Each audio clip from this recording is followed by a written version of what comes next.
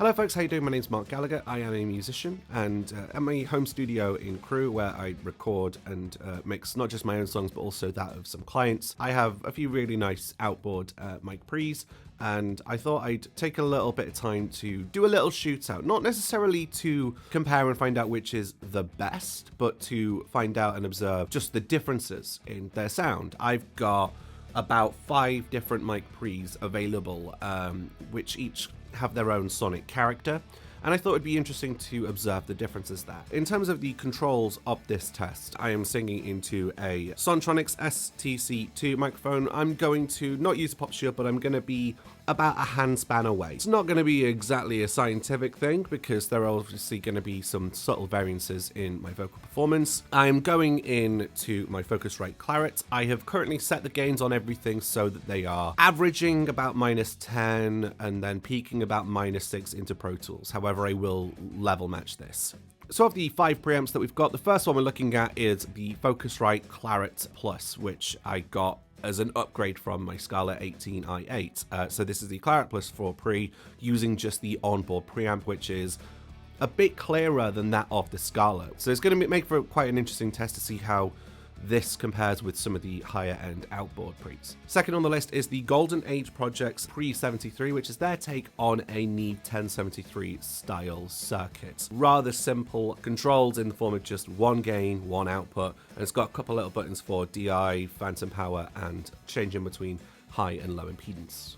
Next up is the DBX 376 Pre, which is a channel strip. I got it mainly to make use of the SPDIF input on my interface. This being a channel strip, it also has some EQ and dynamics processing, such as compression and a gate. I'm not going to indulge in the external processing. We're going to mainly focus on just the preamp. Next up, and my favorite one to use and how it sounds, is the Pro MPA II.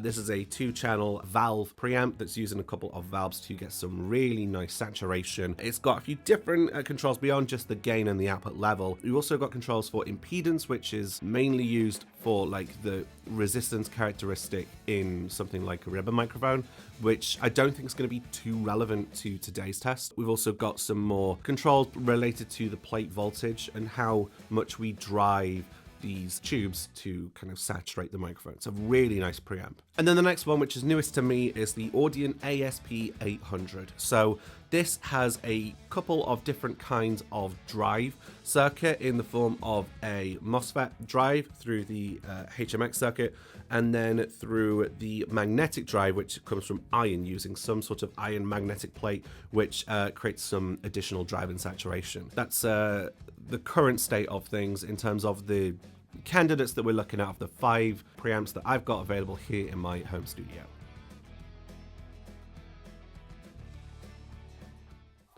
Because if you're not really there, then the stars don't even matter, and I'm filled to the top with fear, and it's all just a bunch of matter. 'Cause if you're not really there, I don't wanna be either, I wanna be next to you. Black and gold, black and gold, black and gold. Because if you're not really there, then the stars don't even matter, and I'm filled to the top with fear, but it's all just a bunch of matter. 'Cause if you're not really there, I don't wanna be either, I wanna be next to you. Black and gold, black and gold, black and gold. Because if you're not really there, then the stars don't even matter, and I'm filled to the top with fear, but it's all just a bunch of matter. 'Cause if you're not really there, I don't wanna be either, I wanna be next to you. Black and gold, black and gold, black and gold. Because if you're not really there, then the stars don't even matter, and I'm filled to the top with fear, but it's all just a bunch of matter. 'Cause if you're not really there, I don't wanna be either. I wanna be next to you. Black and gold, black and gold, black and gold. Because if you're not really there, then the stars don't even matter. I am filled to the top with fear, but it's all just a bunch of matter. 'Cause if you're not really there, I don't wanna be either. I wanna be next to you. Black and gold, black and gold, black and gold. Because if you're not really there, then the stars don't even matter. I am filled to the top with fear, but it's all just a bunch of matter. Because if you're not really there, I don't wanna be either. I wanna be next to you. Black and gold, black and gold, black and gold. Because if you're not really there, then the stars don't even matter. And now you're filled to the top with fear, but it's all just a bunch of matter. 'Cause if you're not really there, I don't wanna be either. I wanna be next to you. Black and gold, black and gold, black and gold. Because if you're not really there, then the stars don't even matter. And now you're filled to the top with fear, but it's all just a bunch of matter. 'Cause if you're not really there, I don't wanna be either. I wanna be next to you. Black and gold, black and gold, black and gold. Because if you're not really there, then the stars don't even matter. And I am filled to the top with fear, but it's all just a bunch of matter. 'Cause if you're not really there, I don't wanna be either. I wanna be next to you. Black and gold, black and gold, black and gold. Because if you're not really there, then the stars don't even matter. And now you're filled to the top with fear, but it's all just a bunch of matter. 'Cause if you're not really there, I don't wanna be either. I wanna be next to you. Black and gold, black and gold, black and gold. Because if you're not really there, then the stars don't even matter. And now you're filled to the top with fear, but it's all just a bunch of matter. 'Cause if you're not really there, I don't wanna be either. I wanna be next to you. Black and gold, black and gold, black and gold. Because if you're not really there, then the stars don't even matter. And now you're filled to the top with fear, but it's all just a bunch of matter. 'Cause if you're not really there, I don't wanna be either. I wanna be next to you. Black and gold, black and gold, black and gold. Because if you're not really there, then the stars don't even matter. Now you're filled to the top with fear, but it's all just a bunch of matter.